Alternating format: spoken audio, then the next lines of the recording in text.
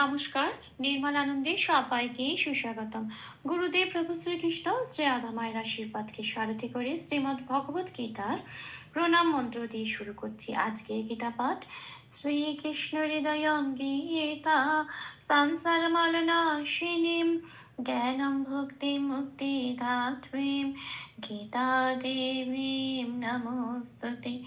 ওম নমো ভগবতে বাসুদেবায়। ওম নমো ভগবতে বাসুদেবায়। ওম নমো ভগবতে বাসুদেবায়। রাধে রাধে রাধে রাধে রাধে রাধে রাধে রাধে রাধে রাধে। শ্রীমদ্ ভগবত গীতা চতুর্থ অধ্যায়, শ্লোক নম্বর 20।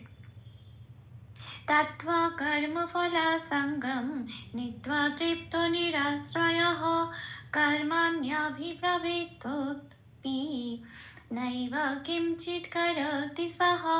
আচ্ছা, এখানে প্রথম লাইনের প্রথম পাঠটুকু হচ্ছে তত্ত্বা কর্মফলা সঙ্গম। এটা আমি বাংলায় বললাম। হ্যাঁ, এবার সংস্কৃত উচ্চারণের একেবারে কাছাকাছি পৌঁছানো যায়, সেই জন্য বাংলা হরফে প্লাস প্লাস দিয়ে একটু সাজিয়ে নেওয়া হয়েছে। কিছু কিছু অক্ষরে লাল রং দেওয়া হয়েছে। যে যে অক্ষরগুলো লাল রং দেওয়া হয়েছে সেই অক্ষরগুলো চান্টিকে চলনের সময় উচ্চারিত হবে না, ঠিক তার উপরের ব্র্যাকেটে যে অক্ষরগুলো দেওয়া আছে সেগুলোই উচ্চারিত হবে।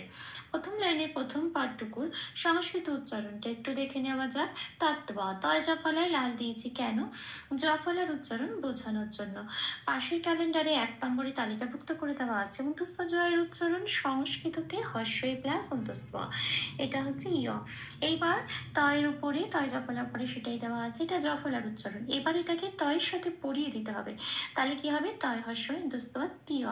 আচ্ছা, এবার তারপরে অক্ষরে আসি। তয় তয় বয় আকার আছে। হ্যাঁ, যেহেতু এটা যুক্ত অক্ষর, এটাকে ভাঙবো। তটা আগে আছে তাই তয় হসন্ত লাগিয়ে এটাকে কি বানালাম? অর্ধত। এটাকে বার করে নিয়ে এলাম। হ্যাঁ, এবার অর্ধতটা সবসময় নিয়ম হচ্ছে আগের অক্ষরের সাথে জুড়ে উচ্চারণ হয়। তয় জফলের সাথে জুড়ে এটা উচ্চারিত হবে তিয়াত বলে। আর পড়ে রইল তয় বয় আকার। সেখানেও লাল দেওয়া হয়েছে কেন? কারণ বয়ের উচ্চারণ বোঝানোর জন্য। পাশের ক্যালেন্ডারে 2 নম্বরে তালিকাভুক্ত করে দেওয়া আছে বয়ের উচ্চারণ ও প্লাস অ ওয়া। এবার এটাকে ওপরের ব্র্যাকেটে আমরা দিয়েছি ও প্লাস আ, ও ওয়া। হ্যাঁ, কেন? কারণ কি এখানে বয় আকার আছে। এইবার এই যে বয় আকারের উচ্চারণটা এটা তয়ের সাথে পড়ে দিতে হবে, তাহলে হবে কি? তোয়া। তাহলে শব্দটার উচ্চারণ কি পেলাম? তিয়াত্বা। আচ্ছা, আসি পরের শব্দে কর্ম ফলা সঙ্গম, এটা। আচ্ছা, কর্মে ময় রেপ আছে। এইবারে ময় রেপ থাকলে 3 নম্বরে তালিকাভুক্ত করে দেওয়া আছে বয় শূন্য রয় হসন্ত দিয়ে সেই রেপটা প্রতিস্থাপিত হয়ে যায়। বয় শূন্য রয় হসন্ত দিয়ে রেপ প্রতিস্থাপিত হওয়া মানে এই বয় শূন্য রটা মানে অর্থ র, সেটা আগের অক্ষর কয়ের সাথে জুড়ে উচ্চারিত হতে পারবে কর বলে, মঠ অপন্য রূপে উচ্চারিত হবে। ফলাটা যেমন আছে তেমন সংগমে যন্ত্রেশ্বর উচ্চারণ মনে রাখতে হবে। সংস্কৃততে সারেগামা পায়ে যে সাটা বলি সেটা সা। আচ্ছা, এই সংগমে ওয়া গয় অনুস্বর তো। এইবার এই ওয়া গয়টা একটা যুক্ত অক্ষর, ওয়াটা আগে আছে, ওয়াই হসন্ত লাগিয়ে যন্ত্রেশ্বরের সাথে জুড়ে উচ্চারিত হবে সাং। গটা পড়ে রইল। শব্দের শেষে একটা অনুস্বর আছে, 4 নম্বরে তালিকাভুক্ত করে দেওয়া আছে শব্দের শেষে অনুস্বর থাকলে ময় হসন্ত দিয়ে সেটা প্রতিস্থাপিত হয়ে যায়। এইবারে ময় হসন্ত দিয়ে প্রতিস্থাপিত হওয়ার পর তাহলে শব্দটা সংস্কৃত উচ্চারণ কি পেলাম? কর্মফলা সঙ্গম। তাহলে প্রথম লাইনের প্রথম পাঠটুকু সংস্কৃত উচ্চারণ কি হলো? ত্যক্ত্বা কর্মফলা সঙ্গম, এটা। আসি পরের পাঠে, নিত্য তৃপ্ত নিরাশ্রয়, এটা হচ্ছে বিসর্গম। নিত্যয়ে, আচ্ছা, এই তয় জফলায় এখানে উপরে ঠিক দেওয়া আছে হর্ষই প্লাস অন্তস্থ, এটা জফলার উচ্চারণ বোঝানোর জন্য। এবার এটাকে তয়ের সাথে পড়িয়ে দিতে হবে। এবার তাহলে কি হবে? তয় হর্ষই অন্তস্থ নিত্যা, এটা। তারপরে তয়েরিটা যেমন আছে তেমন পয় তয় অক্ষরটা আবার একটা যুক্ত অক্ষর। প আগে আছে, পয় হসন্ত লাগিয়ে পটাকে অর্ধপা বানালাম। অর্ধপা মানে তয়েরির সাথে জুড়েই উচ্চারিত হতে পারবে তৃপ। তয় অক্ষরটা পড়ে রইল নিত্বা তৃপ্ত। আচ্ছা, নিরাশ্রয়টা, আচ্ছা, নি যেমন আছে তেমন, রা যেমন আছে তেমন, স্রা যেমন আছে তেমন।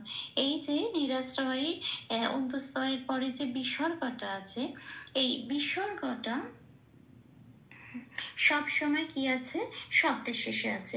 এবার দেখতে হবে শব্দটা কোথায় আছে, শব্দটা পংক্তির শেষে আছে। পংক্তির শেষে বিসর্গ থাকলে সেটা 5 নম্বরে তালিকাভুক্ত করে দেওয়া আছে, পূর্ণ হ দিয়ে প্রতিস্থাপিত হয়ে যায়।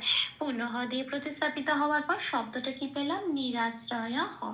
তাহলে প্রথম লাইনের সেকেন্ড পার্টে আমার সংস্কৃত উচ্চারণ হচ্ছে নিত্বা তৃপ্ত নিরাশ্রয় হ।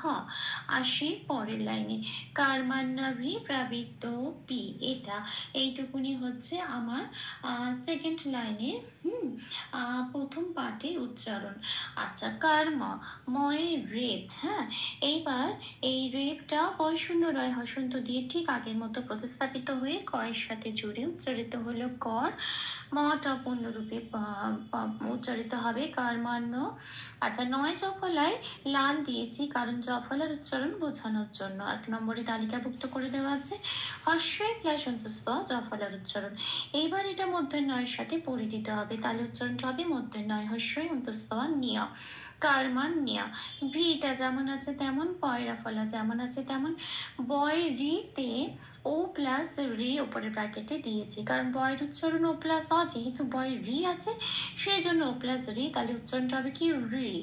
আচ্ছা, এইবারে তয় তয় ওকার আছে পরের অক্ষর, এটা একটা যুক্ত অক্ষর, ত আগে আছে তাই তকে অর্ধত বানাতে হবে। কিভাবে, হসন্ত লাগিয়ে। অর্ধত মানে বানানো মানে এটা বেরিয়ে এলো, এবার আগের অক্ষরের সাথে এটা জুড়ে যাবে, বয়ের সাথে জুড়ে উচ্চারিত হবে বৃত বলে, তয় ওকারটা পড়ে রইলো যেমন আছে তেমন।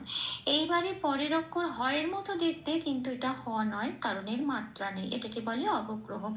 এর কাজ হচ্ছে এই তয় ওকারের যে মাত্রাটা, এই ওকারটা আরো এক মাত্রা বাড়িয়ে এটাকে একটু জোর দিয়ে বলা, তো বলে বলতে হবে।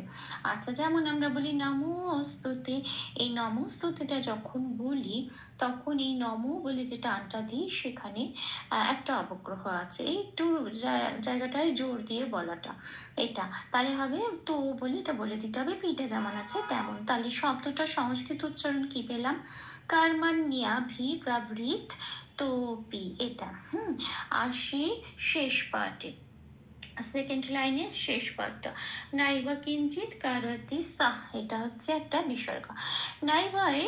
আচ্ছা, বয়ে যথারীতি বয়ের উচ্চারণ বোঝানোর জন্য উপরে ব্র্যাকেটে ও প্লাস অ দেওয়া হয়েছে, তাহলে উচ্চারণটা হবে নাই অ।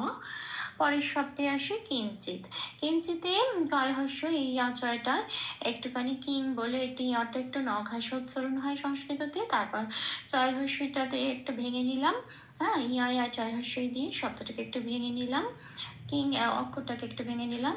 আর শেষে আছে খণ্ডত্ব, শব্দের শেষে খণ্ডত্ব থাকলে 6 নম্বরে তালিকাভুক্ত করে দেওয়া আছে, সেটা তয় হসন্ত দিয়ে প্রতিস্থাপিত হয়ে যায়। তয় হসন্ত দিয়ে প্রতিস্থাপিত হওয়ার পর শব্দটা কি পেলাম, কিঞ্চিত, এটা।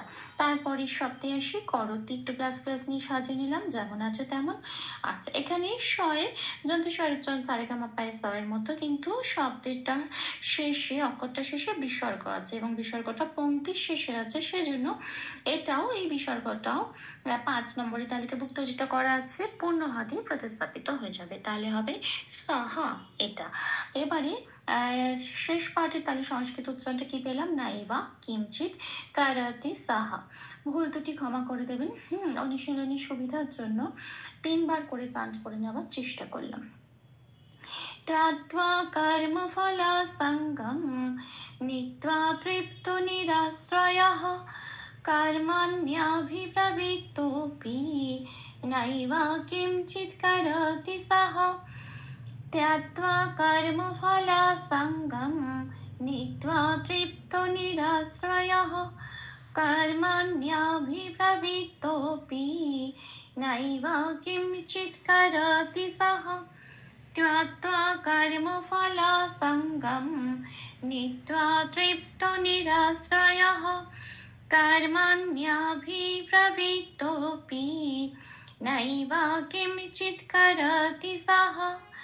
राधे राधे राधे राधे राधे राधे राधे राधे राधे राधे तप्त काञ्चन गौराङ्गीं राधे वृन्दावनेश्वरी वृषभानुसुते देवे तां প্রণমামি হরে প্রেম।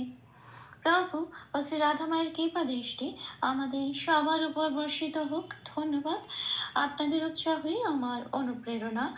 আমার সকল ভুল ত্রুটি ক্ষমা প্রার্থনা প্রভুর চরণে অর্পণ করলাম। ওম কৃষ্ণায় বাসুদেবায় হরয়ে পরমাত্মনে প্রণত ক্লেশনাশায় গোবিন্দায় নমো নমঃ। ওম শ্রীকৃষ্ণার্পণমস্তু। জয় শ্রীকৃষ্ণ।